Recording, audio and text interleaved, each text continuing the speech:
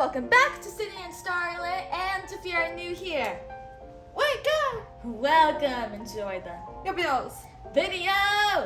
So today, me and Sydney are going to be reading Disney's Oliver. Can you say Oliver? Oliver and Company. Oliver and Company. Let's get started. Before we start, can you find Pinocchio? Pinocchio. Can you find the Hunchback? Can you find 101 Dalmatians? Good job. Okay, one more. Where is Pocahontas? Pocahontas. Good job. Oliver and Company.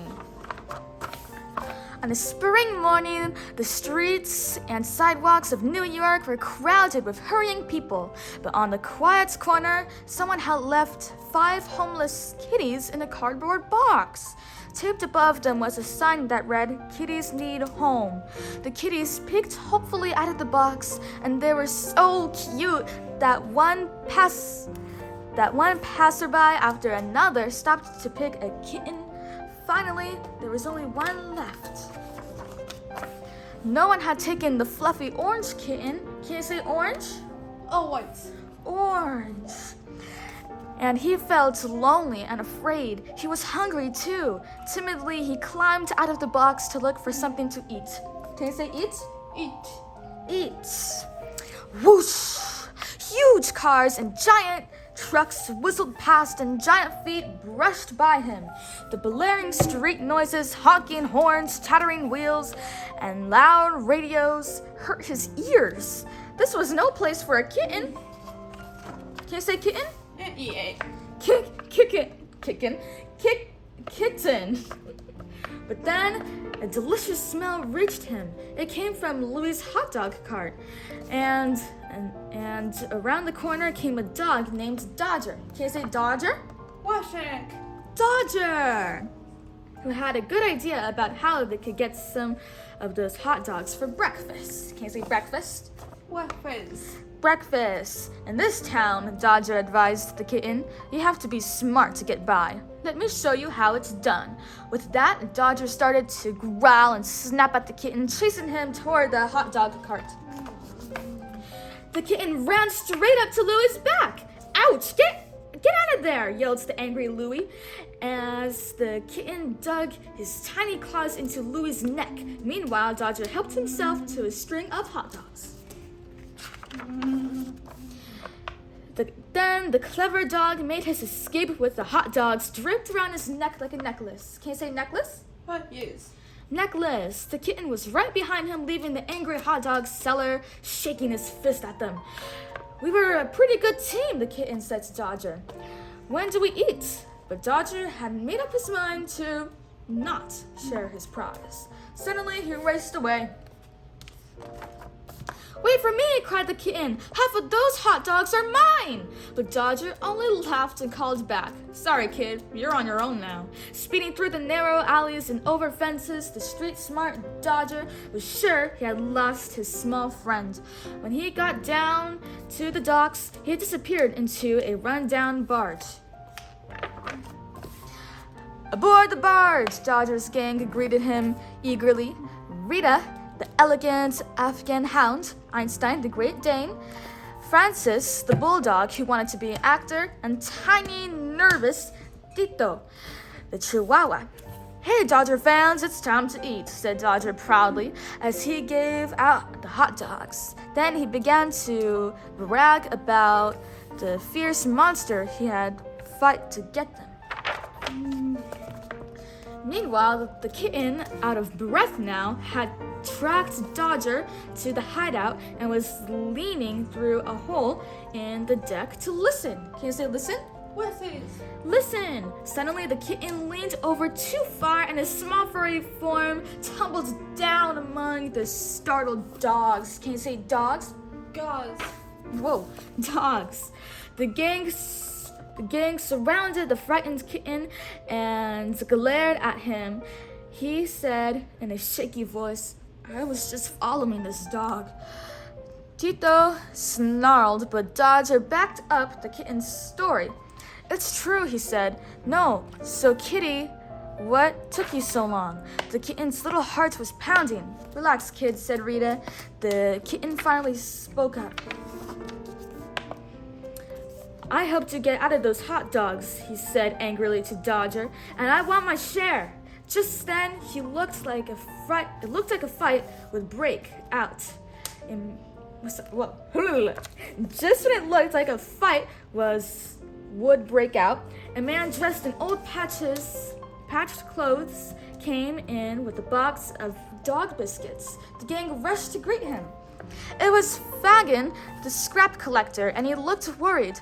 Proudly, Einstein displayed his collection of junk that the gang had rounded up from the city's trash cans that day.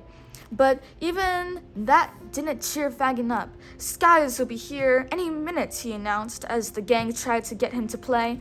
Then the loud blast of a car horn outside made him jump. "I'll be right there," he called out. Hold on, guys. I need a sip of water real quick. Okay. Can you say water? Quiet. Water. But before he could go out of the dock, Skies' two furious guard dogs burst into the room, showing their great gleaming teeth. Can you say teeth? Good. Teeth. Growling, they pushed Fagin aside and made for the kitten, who hid behind Dodger. The guard dogs closed in, but Dodger stood his ground. "Nice doggies," said Fagin nervously, slipping out the door as one of the Dobermans snapped at him. Trembling, Fagin stood up on the dock beside a huge black limousine and handed in what the dogs had collected. A harsh voice said, "I don't want junk," and a cloud of cigar smoke blew into Fagin's face. "You've got 3 days to get the money you owe me," and Skies, or else. Skies whistled to his dogs, and the limousine roared away. Can you say roared? What? Roared. Inside, the gang was admiring the brave kitten who had scratched one of the Dobermans on the nose. When Fagin came in looking blue, the gang tried to cheer him up, but it was no use. 3 days, said Fagin, near tears. I never should have borrowed that money. Suddenly, Fagin brightened as he remembered something. Who scratched that Doberman's on the nose? He asked. Gently, Dodger pushed the kitten forward. You! Fagin laughed, picking up the kitten. That took a lot of guts. We never had a cat in the gang before, but the gang barked approval for the kitten's adoption. Worn out by his troubles, Fagin fell asleep as soon as he had read the gang a story. The kitten curled up comfortably in Dodger's bed, very glad that he'd found a home. Can you say home? Home. Home! The next morning, Fagin woke up in better spirits.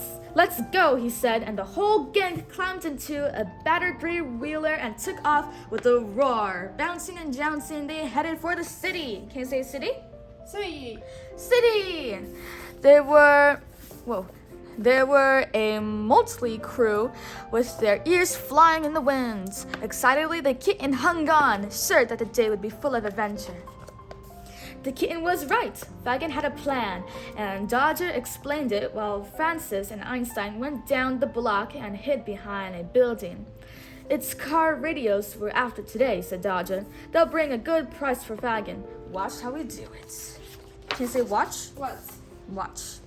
The Bulldog and the Great Dane took up their positions near a traffic light. When it turned red, an expensive-looking limousine pulled up to a stop, and Einstein threw himself against it. Then he let out a series of loud yelps, as if he'd been hurt. The limousine's driver jumped out to see what had happened. Meanwhile, Einstein had slipped away, leaving the talented actor Francis in his place. Francis waved all 4 feet in the air and cried pitifully, convincing the poor driver that he was hurt. The driver was so upset that he didn't see Tito, the technical wizard, jump into the limousine and start to work on the wires under the dashboard with his teeth. The kitten was to keep watch, but he got so nervous that he stumbled onto the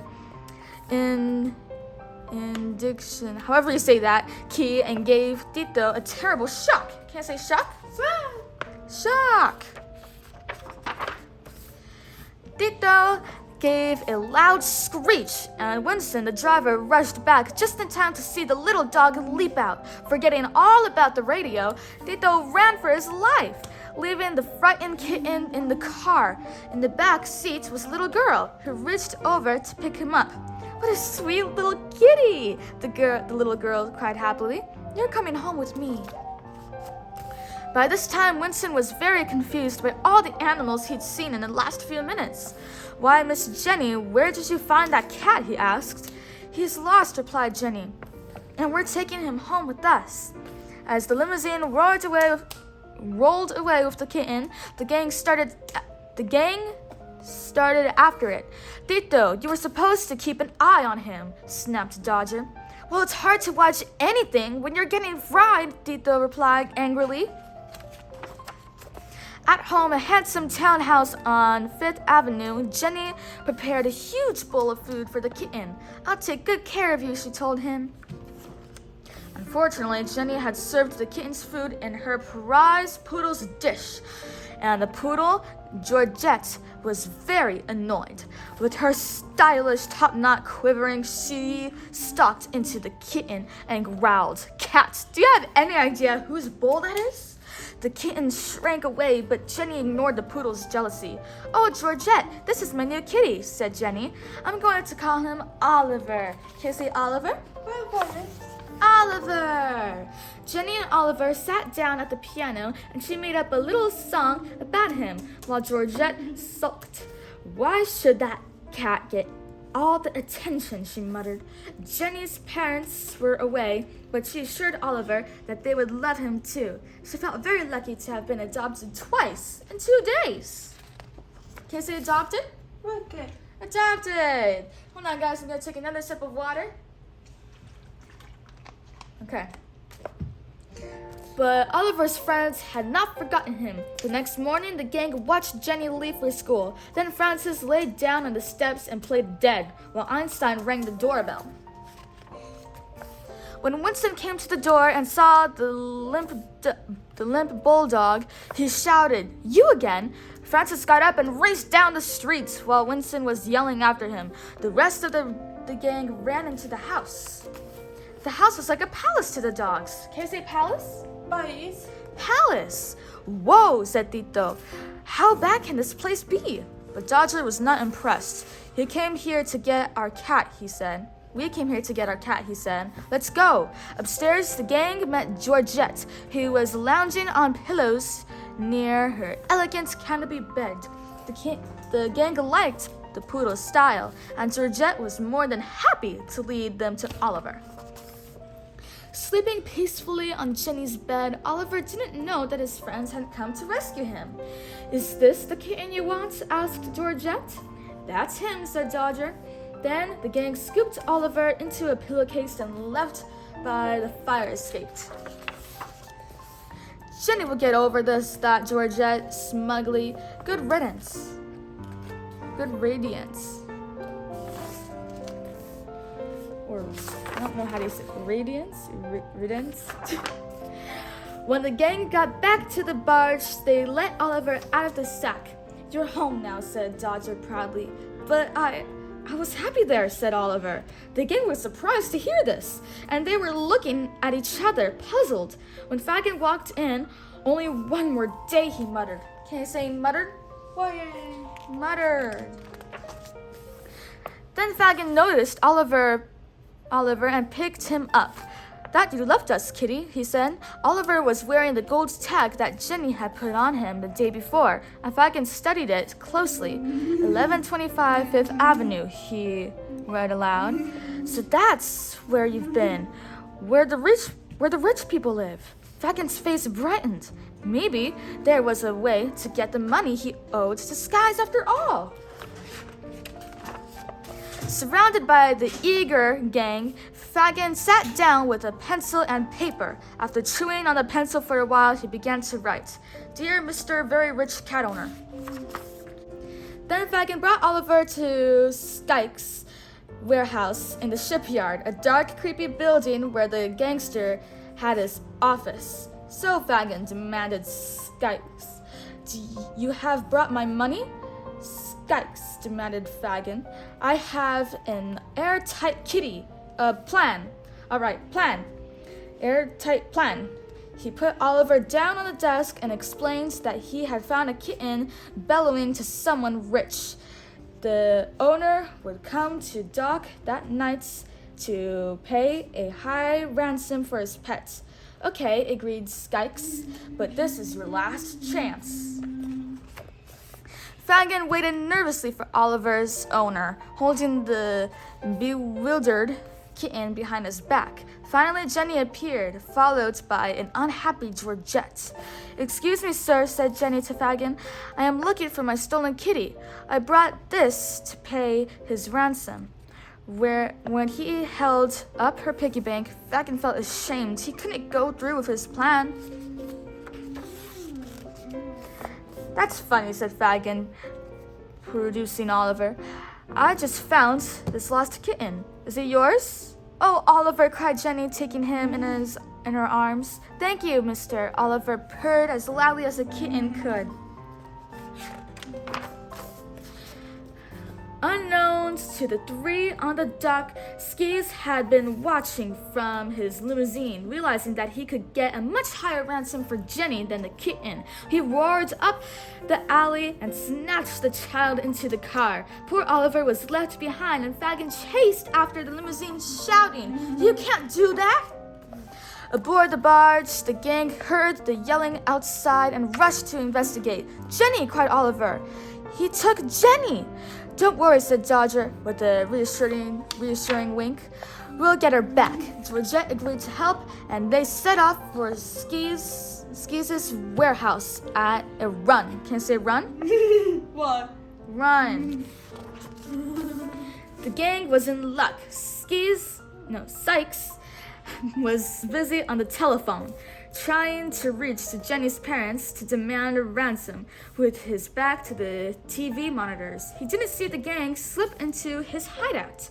Tito, the wiring expert, began to shut down the electrical system while Einstein locked the door to Sykes' office.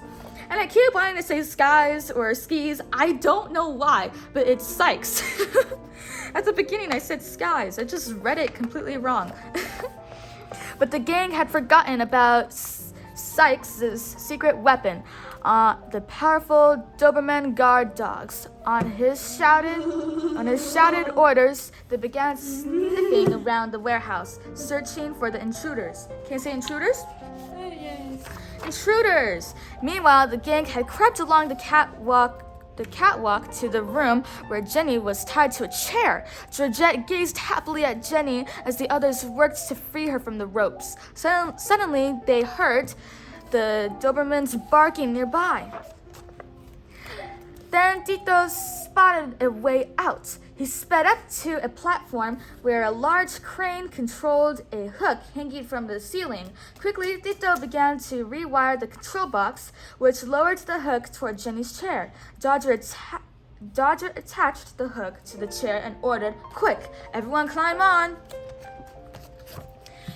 Just as the chair rose toward safety, Sykes burst in with an axe in his hand, followed by the snapping Dobermans. Sykes struck a control panel with the axe, and a burst of electricity threw Tito from the platform. The chair crashed to the floor, scattering Jenny and the gang.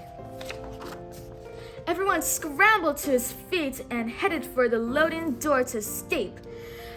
Imagine their relief at finding Fagin outside on his three-wheeler waiting for them. "Get on," he cried, and Jenny, the dogs, and Oliver piled onto the motorcycle and sped away. But Sykes had leaped onto his limousine with Dobermans and was quickly gaining on them. Desperately, Fagin bounced down the subway steps and onto the platform. Can you see platform? Platform. But when he looked back, he found that Sykes had followed them and Fagin was nearing the end of the platform. He jumped the three-wheeler onto the tracks, but Sykes stayed right behind them. Can you say behind? Behind. "Help!" yelled Jenny as Sykes rammed the back of the motorcycle. He was thrown onto the hood of his car, and his hand reached out to drag her inside, but Oliver wasn't about to give Jenny up. He bit Sykes' hand as hard as he could. Sykes screamed with pain and yanked his arm in, throwing Oliver into the back seat with Dobermans. Fagin gave the wheel to Georgette and pulled Jenny back onto the three-wheeler as Dodger sprang to Oliver's rescue. Can you say rescue? Rescue!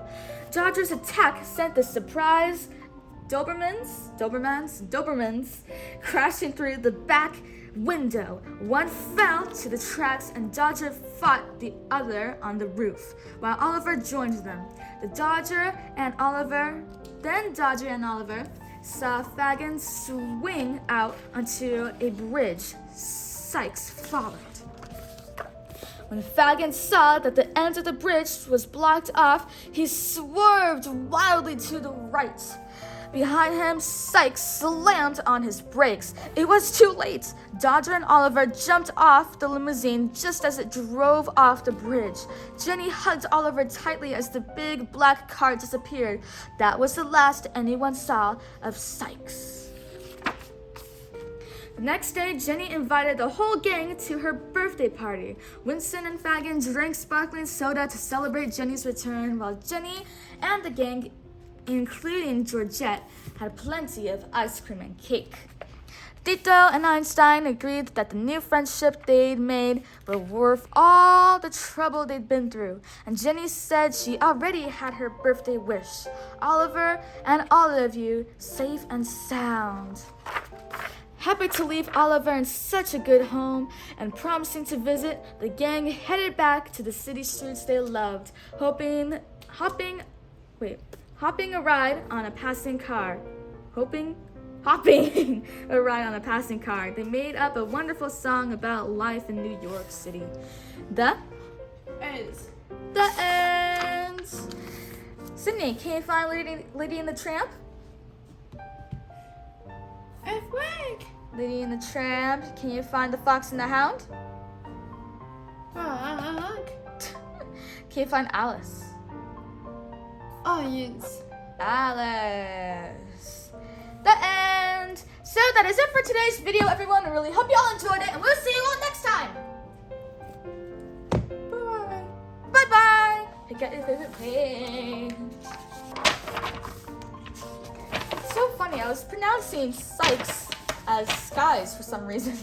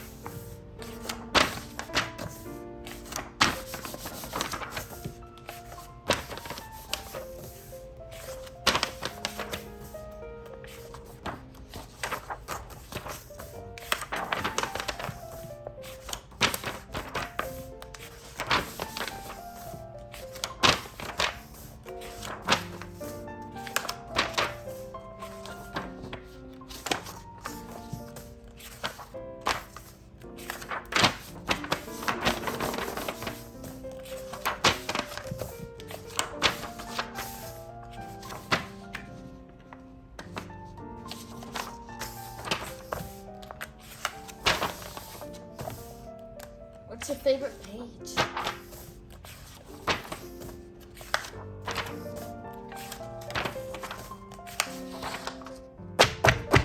Very good. It's a very good page. Who's your favorite character? Yank. Dodger. Gosher. Dodger. Bye-bye.